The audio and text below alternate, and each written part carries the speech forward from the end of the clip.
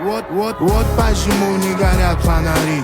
Каждый второй сушит сухари. Жадность подруга, тут с нею на ты. Честным быть, как пешком до луны, это взятки.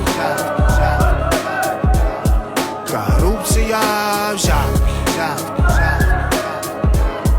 коррупция.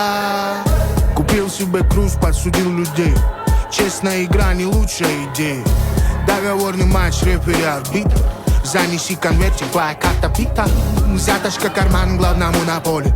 Какой, блин, чемпионат?